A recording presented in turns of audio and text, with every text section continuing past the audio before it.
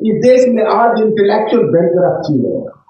आप इस बात से सहमत नहीं थे, पर मैं आपको अभी इस मौके पर साबित कर दूंगा कि है। आप संविधान की बात करते हैं लेकिन संविधान की गहराई में नहीं जाते हैं। ये बात ठीक है, कौमी एकता की बात जिस तरीके से हमें बांट रहे हैं वो है, और जिस तरीके से इन्होंने माहौल पैदा कर रखा है, लेकिन कौन सा आदमी ऐसा है जिन्होंने आज तक, क्या सुप्रीम कोर्ट के चीफ जस्टिस को ये दिखाई नहीं देता है? क्या अदालतों को या हमारे वकीलों को इस बात का एहसास नहीं है? जो राज्यसभा में बैठे हैं या कहीं और बैठे हैं, वो 10 लाख 20 लाख 50 लाख फीस ले लेंगे, लेकिन इस देश को बचाने के लिए खड़े नहीं होंगे। क्यों नहीं इन चीजों को हम अदालत में उठाते हैं, इनके खिलाफ आवाज उठाते हैं? मैं आपको 3 मिसाल और देता हूं। हिंदुस्तान में 3 कानून बने। किसानों के कानून का मैं अभी यहां जिक्र नहीं कर रहा हूं, क्योंकि उन्होंने जब डंडा उठाया तो मजबूरन उनको वापस लेना पड़ा। 3 नए कानून फौजदारी के बनाए गए। मैंने प्रोग्राम किया और कुछ लोगों ने मिलके उसमें बहुत अच्छा प्रोग्राम रहा। 300-400 वकील भी वहां थे और सभी पार्टी से कुछ एमपी भी वहां थे। मैं आपको 2 मिसाल उसमें देना चाहता हूं। क्या अगर जुर्म दिल्ली में होता है, उसकी एफआईआर अगर त्रिवेंद्रम में होती है, तो त्रिवेंद्रम का पुलिस ऑफिसर उसकी तहकीकात करेगा, वही चार्जशीट फाइल करेगा। ये कौन सा कानून है? आप कहते हैं मैंने सिलेक्शन लॉ खत्म कर दिया, किसी ने उस पर गौर किया? सिलेक्शन लॉ खत्म नहीं, उसका भी बात आपने उसमें लाके रख दिया है। जिस तरीके का कानून बना, और मैं अक्सर कई लोगों से बात करता हूँ, आज भी बॉम्बे के कुछ लॉयर से बात कर रहा था, कहते भाई साहब बहुत लोग दुखी है लेकिन किसी में हिम्मत नहीं है कि आवाज उठाए। वो कहते हैं दिल्ली वालों की तरफ देखते हैं, इनिशिएटिव कौन लेगा? मैं पूछना चाह रहा हूं और खासतौर से ये बात कहना चाह रहा हूं कि क्या इंडिया ब्लॉक ऐसे मुद्दों को नहीं उठाएगा तो कौन उठाएगा? कौन जमात उठाएगी? हमारी बार एसोसिएशन सब खोखला हो चुकी है। आपको हकीकत नहीं मालूम, मैं बताना चाहता हूं। ये अधिवक्ता मंच, आप बताइए ना, आइए आ जाओ। आप लोग तो हो वहां पे सारे के सारे, आप हकीकत जानते हैं। जिस तरीके से जुडिशियरी में पेनिट्रेट कर चुके हैं, जिस तरीके के बार एसोसिएशन में पेनिट्रेट कर चुके हैं, जिस तरीके यूनिवर्सिटी को भगवान बना दिया जा चुका है, कब लड़ेंगे हम इन चीजों के खिलाफ? कौन लड़ेगा इनके लिए?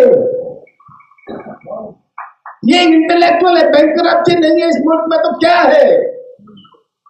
गांधी नेहरू ऐसे पैदा नहीं हुए। अगर ट्रेन से फेंका तो गांधी ने आवाज उठाई थी। आज कौन आवाज उठा रहा है? और हम, ये हकीकत आज भी आवाज नहीं उठती। कहीं न कहीं 2024 के चुनाव के बाद कुछ आवाज उठने लगी है, वरना पहले तो हमें भी कहते हैं, कुछ लोग लॉयर्स कह रहे थे भैया ईडी सीबीआई चुप हो जाओ। क्या इसी खौफ में हम जिएंगे? यही होगा।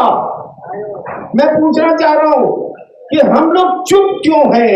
हमारी लीडरशिप चुप क्यों है?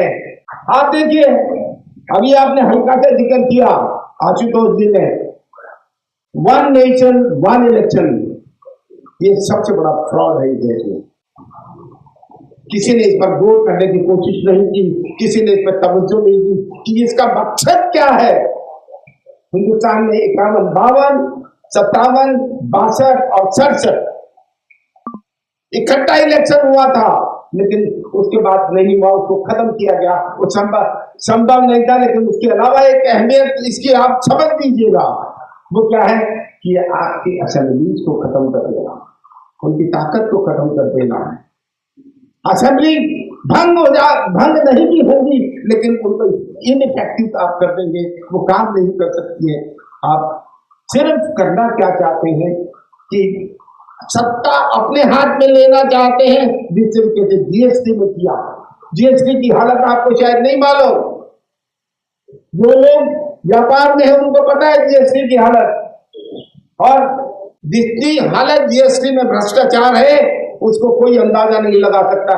लेकिन मैं अफसोस के साथ ये कहना चाहता हूं, मैं बहुत ज्यादा टाइम नहीं लगाऊंगा, लेकिन मुझे आज ये मेरे दिल में बहुत अच्छे से भरी हुई थी और रतनलाल जी ने थोड़ी सी कहीं मुझ में आग भी लगाई है। ये सच्चाई है इस देश की।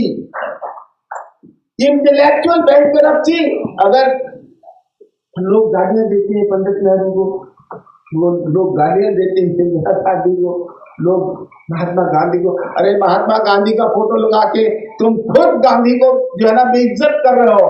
तुम लोग जो काम कर रहे हैं, आप ये नहीं समझ रहे हैं ये लोग कि इस देश में जो हालात ये पैदा कर रहे हैं ये आपके साथ खेल रहे हैं।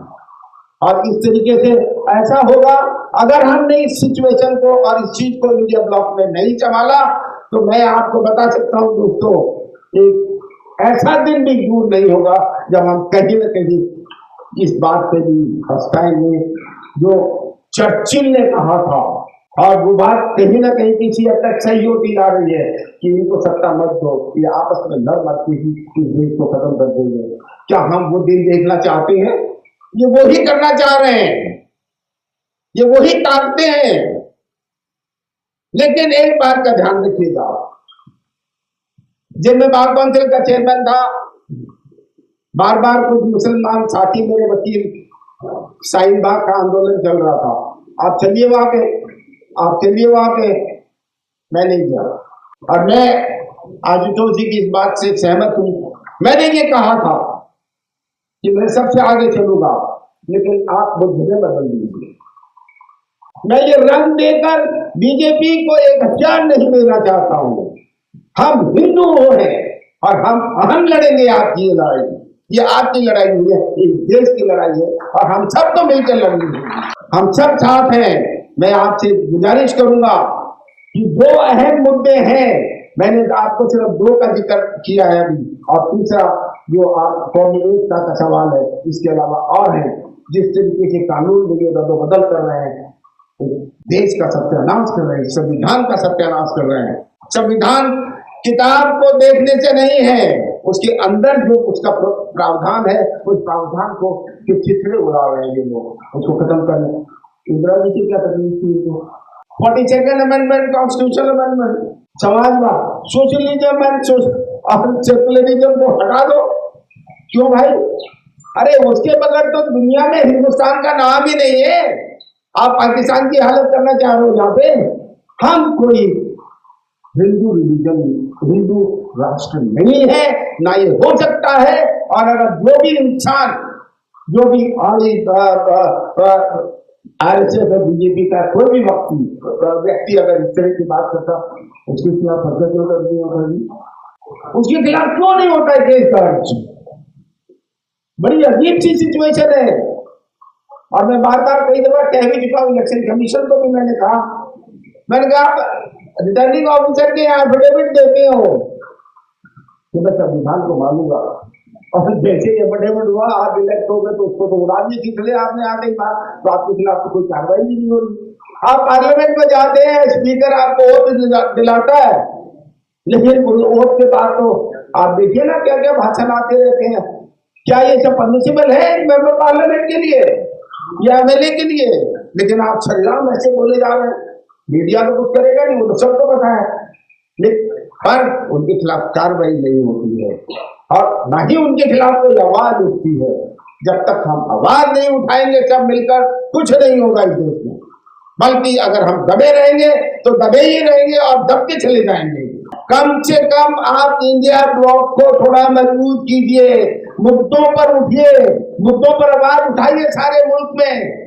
मैं आपको एक छोटी सी मिसाल और दे रहा हूं। ये आर्टिकल हॉस्पिटल का बहुत मुद्दा छाया हुआ है। हालांकि अभी 10 डॉक्टरों को शायद उन्होंने एक्सपेल भी किया है, लेकिन इसकी हकीकत कुछ और भी है।